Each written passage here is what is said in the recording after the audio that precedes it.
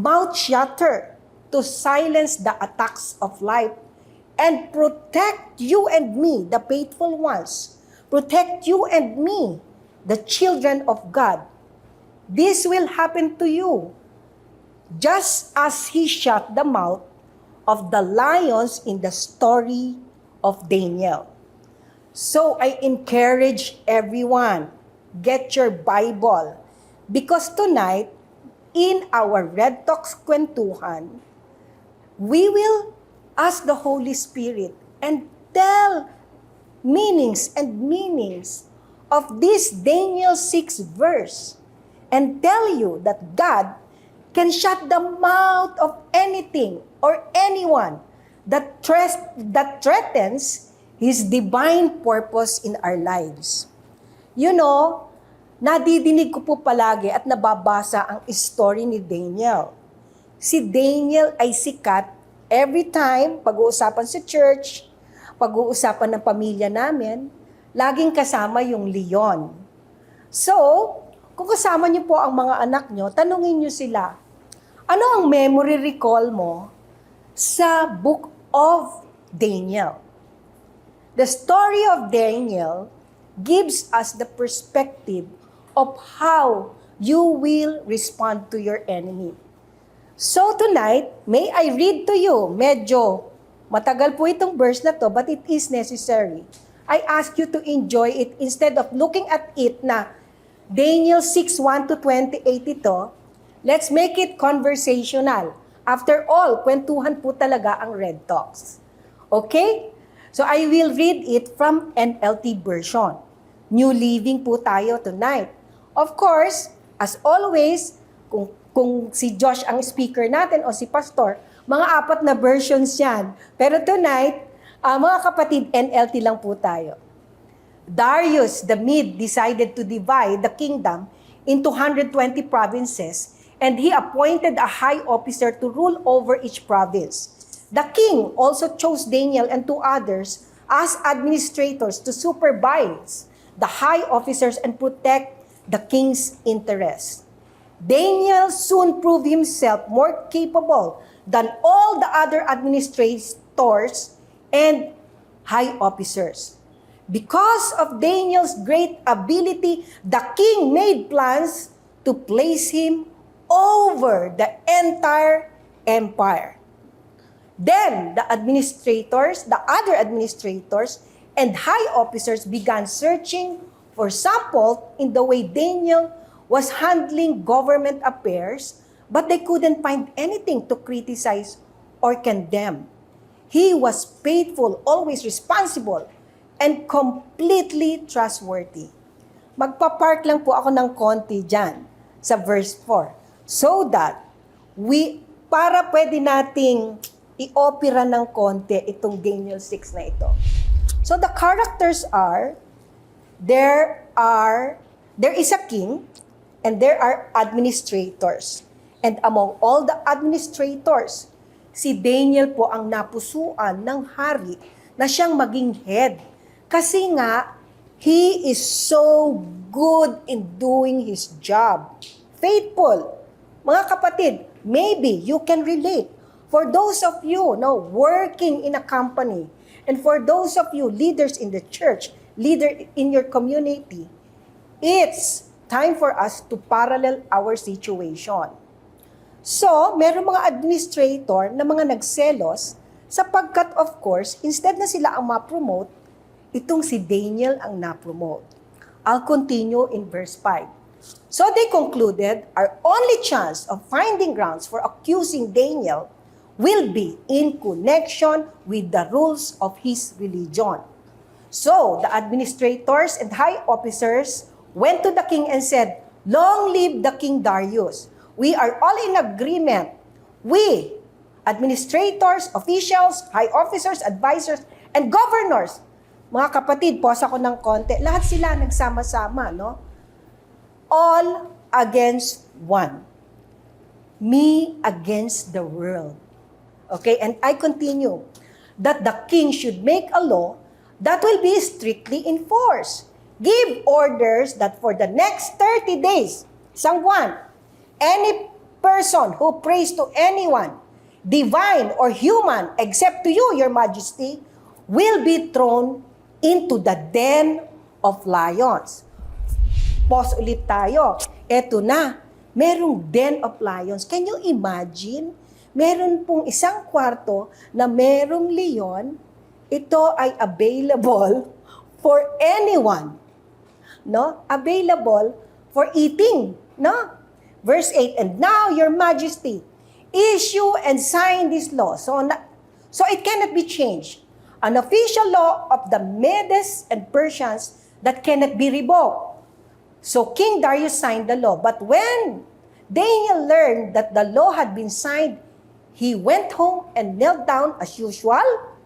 Can you please underline, mga kapatid, in your Bible, yung word na as usual, in his upstairs room, with its windows open towards Jerusalem. Can you imagine yourself?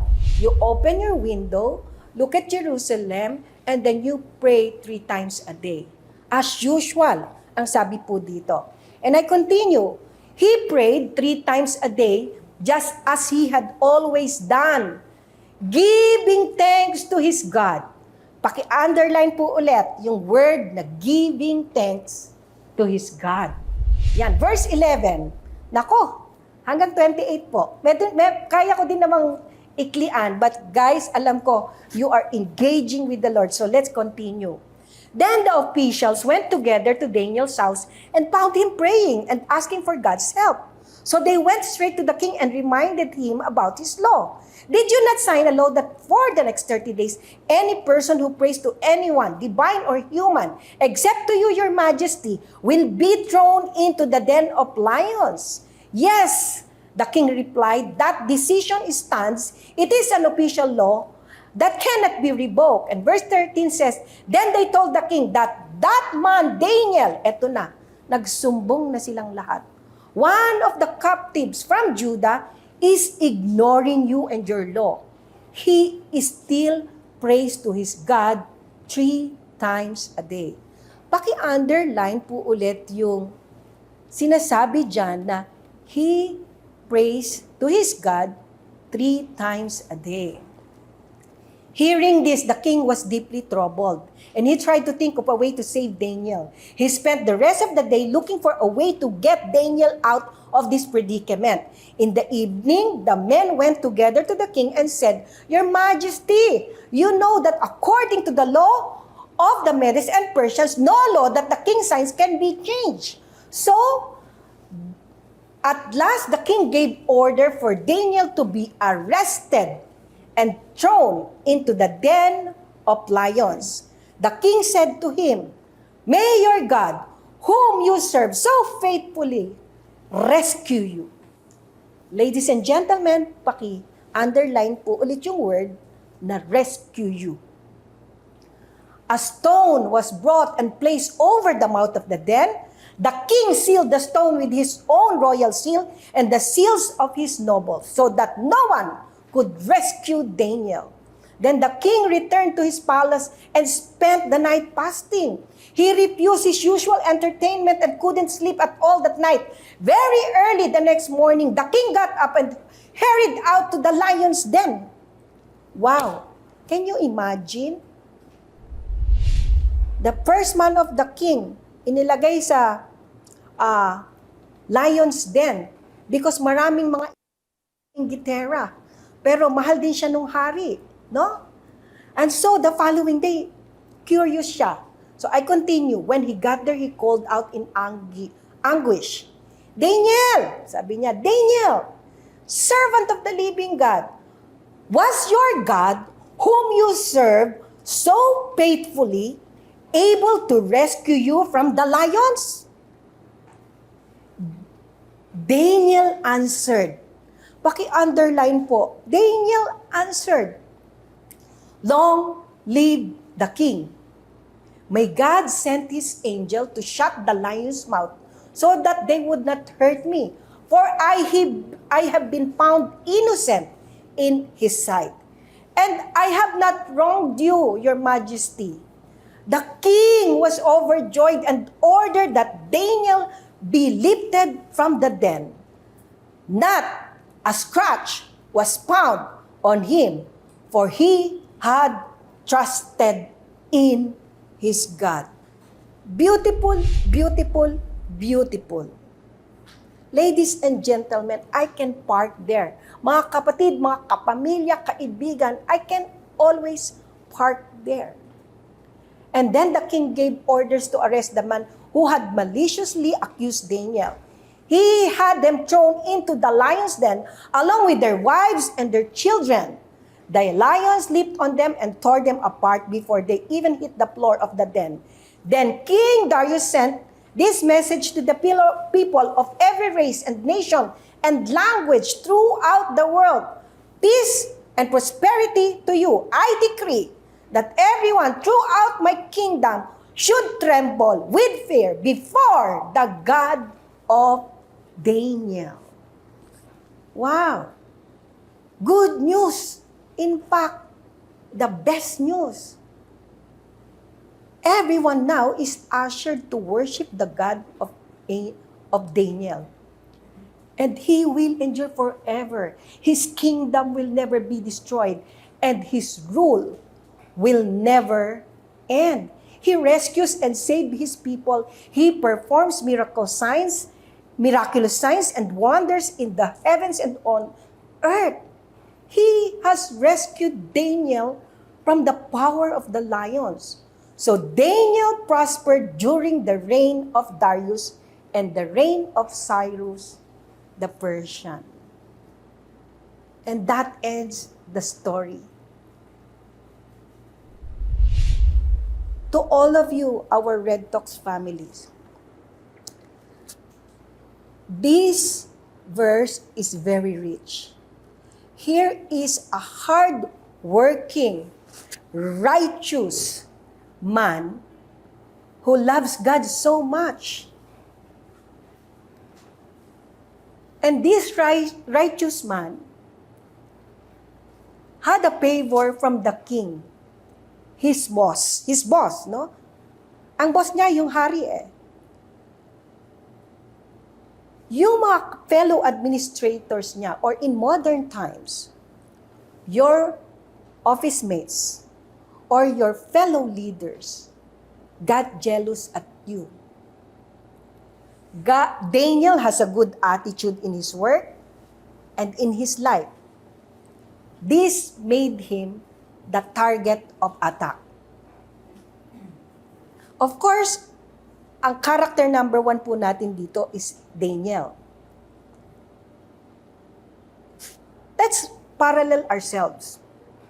Ikaw ba si Daniel? Or ikaw yung character number 2 na yung lion? Daniel in the story is a good Christian, a righteous man. But he was attacked by his enemies. God is our mouth shutter. Let's parallel our situation in our lives. Alam niyo po, this is a classic example of what's happening in the workplace, where principled employee became a target of bureaucracy, company politics, or even in the circulations of your community. Alam niyo po, always present ang mga lions sa buhay natin. Marami din pong Daniel. I think the challenge today is, are you the lion or are you Daniel? As a Christian businesswoman, I have faced moments, situations where I felt like the world was against me. Ang dami ko pong challenges sa mga stakeholders ng business namin. Suppliers, even business partners, kasama namin sa industriya. Alam niyo po, araw-araw, dealing with them, you are faced with oppositions. In our case, of course, I'm sure many people can relate to me, government dealings. It can put you in opposition where you will compromise your faith. people will always try to bring you down. Whether ikaw ay career woman, career person, a leader in your barangay, or in your work, and in my case, as a business person, industry partners, their obstacles are always present as you navigate productivity or as you navigate yung tinatawag po na success in life. Pero mga kapatid, no, I would like to be very honest in front of you. There are moments I can be the fellow administrators. And praise God, I'm here. Because I will learn how to be like Daniel. Sa totoo lang po kailangan naman reality check tayo. Huwag naman pong palaging sisihin yung mga fellow administrators. And I hope in the future, they will be like Daniel. My experience is very relatable. Very, very relatable po dito sa nangyayari kay Daniel. Because, mga kapatid, ang pressure nandun. Ako po, as a businesswoman, marami ding temptation ang business environment. No? There are lions for me being a wife and a mother. And in fact now, as we actually film Red Talks episodes, marami pong mga pagsubok. But praise God, buhay ang Diyos ng Red Talks. We are here airing tonight. In Daniel 6, that we just read, we find him standing alone. Nag-iisa lang siya Pwede, alam mo, ang dali-dali naman na, I'll join na lang my fellow administrators. Pwedeng makipag-inuman ako o regaluhan ko na lang itong mga ito para hindi wag na lang ako mag-pray. No? Maski 3 araw lang para naman mapagbigyan sila. But then we can see, right after he heard the law, bumalik siya agad sa kwarto niya. And he never bowed to the king, no? When he was thrown into the lion's den, he trusted that the God he prayed to faithfully would protect him. And he did. He shut the mouth of the lion. Alam mo, ang topic natin, ang ganda, mouth shutter. Ito yung nagpapatikom ng bibig, no? Not only our God protected Daniel from harm, but he made it clear to everyone around him that no power is greater than God's power. Alam niyo po, ang isang gustong-gusto ko dyan, no? Eventually, nakita niyo po dito sa istorya, one principled man. You don't need hundreds of Christians. You just need one good Christian to save the nation. So I ask you, ladies and gentlemen, if we stay into our principle, one good Christian can usher the nation. Remember that the king who has the highest authority in their nation gave a decree, lahat tayo, we will bow down to the God of Daniel. Because this man stand in his faith. Ito palang natutuhan natin nito, yung word na principled Christian. Alam mo, I just came from Japan, ano? Ang sabi ng mga Hapon, ang dami daw Christian sa Pilipinas. In fact, sila ko konti lang na Kristiyano sa Japan. No? Pero, ang atin daw pong faith, we are only 1 inch deep. So, mababaw tayo lahat. I'm asking forgiveness to the Lord right now because at some point, I did not stand like Daniel.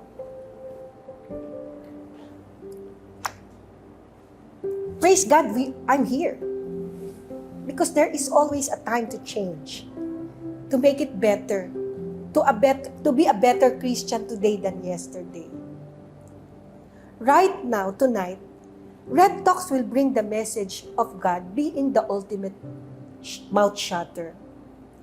Just like He silenced the lions, God has the power to silence the lions of our lives. The lions of our lives that threatens our family, our business, oppositions in our lives will be exposed tonight. And we will unpack it one by one. What it means to trust God in the face of overwhelming challenges. Ma-tuition fee ka man, ma-Meralco bill ka man, kaaway sa opisina, kaaway mong biyanan, mga kaibigan na tumalikod sa iyo habang ikaw ay nangangailangan. How faith can turn impossible situation in the stories of victory. This is our take home tonight. Daniel 6, 1-28. If you are here, mga kapatid, be present here because breakthroughs are happening in Red Talks. The God of Red Talks saves and rescues. And so mga kapatid, make it vertical. And let's be encouraged and inspired by the story of Daniel, where his God, whose same God of Red Talks, is still shutting mouths of the enemies today.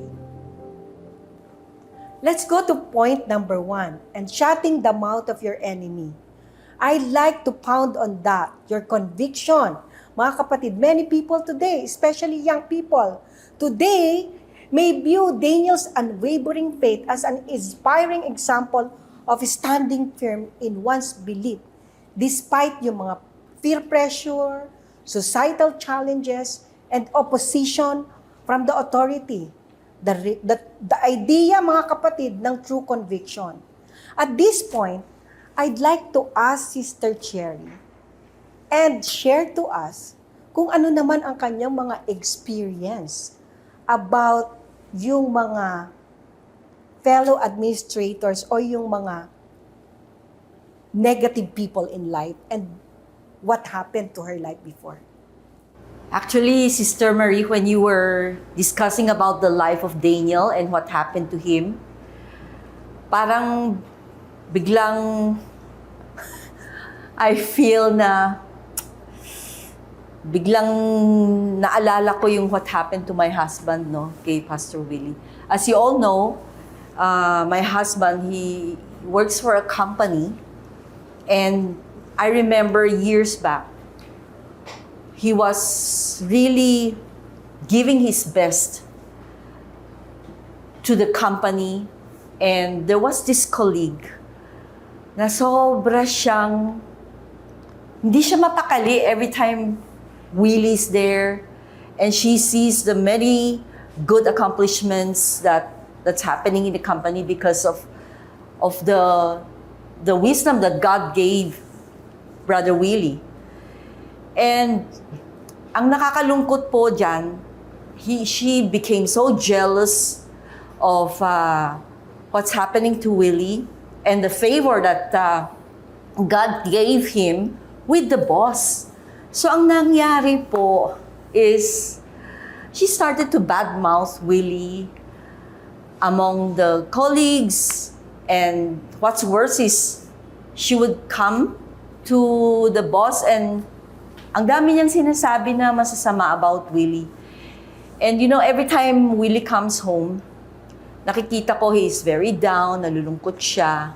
And ako naman parang, hindi ako mapakali, parang, do something. Sabihin mo kay boss na hindi totoo yung mga sinasabi niya. And you know, he reminded me na I'm not going to defend myself because I remember what the Bible says. Vindication comes from the Lord. And tingnan na lang natin. I will continue to do what I'm doing, and I will just allow the Lord to vindicate me. Long story short, after so many years, sinasabi ko, years, the Lord finally vindicated him. And there was a time na the boss started to believe in the lies that the girl was spreading. But praise God, nakita po namin how the Lord protected Willie. And, the truth came to light. And now, wala na po siya. And God restored Willie. He vindicated him. He was placed in a higher position right now. So, I encourage all of you to continue to put your trust, continue to believe that God will see you through. Hindi kayo pababayaan. He's going to shut the mouth of the opposition. And it's very real in our lives, no? It happened and it's still happening. Han, would you like to say something about this? Well, yeah, we want God to shut the mouths of the lions. But before we can witness God shutting the mouth of the lion, we need to have the discipline to shut our own mouth.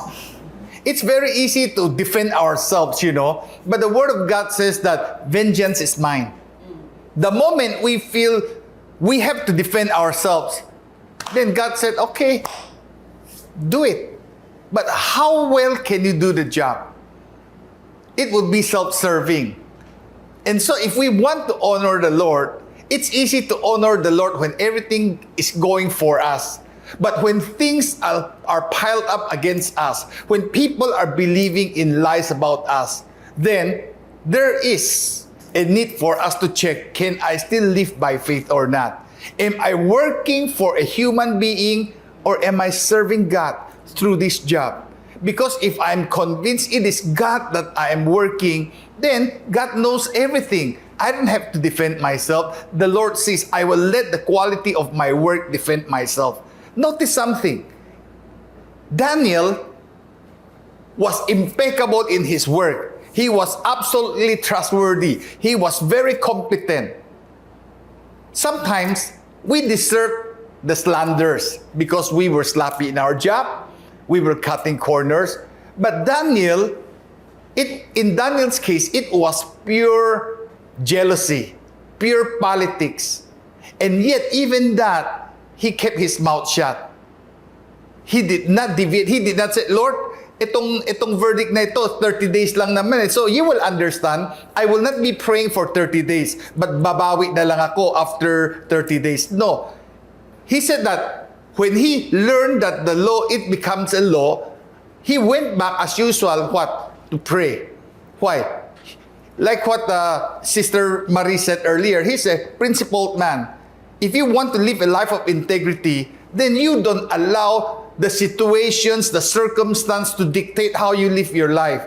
It's the same. I walk with God whether it costs me or it's easy. I walk with God whether it's convenient or inconvenient. I walk with God whether I'm busy or I'm not. He did not say, oh, medyo laylo muna ako, Panginoon, maintindihan mo. O Panginoon, maintindihan mo, medyo busy lang ako, may mga project ako, kaya medyo hindi muna ako magdi-devotion. But a person of integrity said, no, that has no bearing. What is happening around me has no bearing on my relationship with God. I'll do it as usual. And he did it as usual. He never opened his mouth in defense of himself. And we are reminded of Jesus. When the accusers were accusing him, he was like a sheep led to the slaughterhouse, quiet. Why? He wanted the Heavenly Father to step in. We tie God's hand when we take things into our own hand. But when we refuse to defend ourselves, just making sure that our testimony is consistent, impeccable, God will defend us. Many times we want the lion's mouth to be shut. Do we have the spiritual discipline to keep our mouth shut? making sure that we don't talk back, we don't slander back, we don't cast back. And we just said, Lord, you see everything, you know everything. I will wait for you to vindicate me.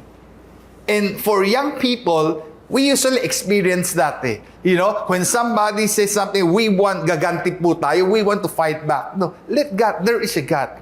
If you are really convinced there is a God, then let God do the shutting of the mouth. And you will come out unscathed. There's no scratch. What does it mean? Walang signs. Remember the friends of Daniel, when they were thrown into the fiery furnace, when they came out, they did not even have any smell of fire or smoke. In short, there's no residual effect of that trauma. Sometimes you survive a bad experience. You're all bitter, all angry. Those are wounds. But Daniel came out unscratched. In short, it did not affect him. There's no traumatic experience. Why? Because he continued to walk in the Lord, with the Lord, even in the lion's den. And the Lord took care of it. He did not know if the Lord would rescue him or not, because the Bible is quiet about that. But he did not compromise. His walk of integrity, his prayer life, was not because God will surely save me. He's saying that even if he does not save me, just like the 3 Hebrew children, his friends, that even if the Lord does not rescue us, we want you to know, O King, we will not bow and worship the golden image. In Daniel's case, even if God will not rescue me, I will continue with my prayer life. I will continue to give thanks to God. And basically, that is something for us to follow. That is something for us to consider applying in our lives. How stable are we as a believer? How stable is our relationship with God? Rom, you're a young person. In your generation, how would you apply this? I think in my generation po, and this is just me, this is the way I see things. People love to give their opinions. Or that's the way I see it. And parang na-influence din ho ako din ng konti, I admit, na to so much so to a point that sometimes that's all I value na. Na parang, yung opinion ko lang ang nagmamatter. Parang ganoon po. And because of that, whenever maybe I see someone, or parang someone says differently, parang sumasama yung loob ko, or parang ganoon. And as I was hearing Mom talk about Daniel, and reading the verse of Daniel, I started reflecting and asking myself, if I were in the shoes of Daniel, would I have done the same? Would I have kept my mouth shut? Because in this generation, I think for me, if I were placed on the spot, mahihirapan ho ako. Pero ayun nga po, it's very important to listen to God and to hear Him, because He can shut our mouths in any form. He can say stop, or He can say na parang tigil ka muna, ganoon. Or He can just say shut your mouth, parang ganoon. But we have to be sensitive in those types of messages, because at the end of the day, ayun nga na vindication is for God. Parang leave it to Him, because the more I think about it, vengeance or revenge, at the end of the day, what does it really achieve for us? Maybe we'll feel some relief at first, pero parang if the more you reflect on it, I feel so bad. I said so many harsh words to this person. Parang ganoon. At nakasakit ka pa ng tao. So that will carry such a burden if I did that in my life. So we just leave it to God, leave it to Him, because His way is always good. And that's me. That's my opinion on it. Beautiful, no? You've heard Pastor Willie, a seasoned man, no? Pastor, I have some question before we summarize this, no? How do we live a life with integrity, and how do we maintain it? Kasi nahihirapan no? Nahihirapan karamihan sa atin, especially now. The world is so noisy, and there are so much offers in the table that we think na bilang isang tao, mas advantageous yung kabilang side, no? How do we live? How do we have that integrity, Pastor? Well, to simplify it, I know it's not easy, but to simplify it, it's consistency. First, we determine what matters to us most. Is it the approval of man, the acceptance of man, or the acceptance of God? Is it for God or for fame and fortune? Once we determine what is most important, then everything else will have to revolve around that. In short, let's say you said, okay, pleasing God is the most important. Then, stick to that. Even when it's more difficult, let's say, baka hindi ka ma-promote dahil Kristiyano ka, baka matanggal ka pa sa trabaho dahil Kristiyano ka, baka hindi ka magiging popular kasi hindi ka sumasama sa kanila kung after office hours and things like that. Even if you know that it will cost you, you know that it might make you unpopular, even if you know that it's more inconvenient, but you will do it anyway. Daniel knew it was very dangerous for him not to abide by what was the legal law at that time. Yes, it was legal. He could have argued, Lord, legal kasi to batas to Lord, 30 days lang naman And yet, he know what matters to him. And that was his God. So his devotion to God determine how we respond. Many times we blame events from happening. Events, there's nothing we can do. But what we can decide is our response. Do I respond in faith to walk consistently, or do I respond by compromising so that I would not suffer the consequence of that? And the outcome will be determined by our response to the event. In this case, the event was may bagong batas. His response is, I will continue worshiping my God. And because of that, he actually did more. His prayer life was private. They just invaded his privacy. And yet, after being invading his privacy, what happened? The king, not only was he saved from the lion's den, but the king did something beyond his imagination. The king himself wrote a letter to the citizens. The king promoted his God.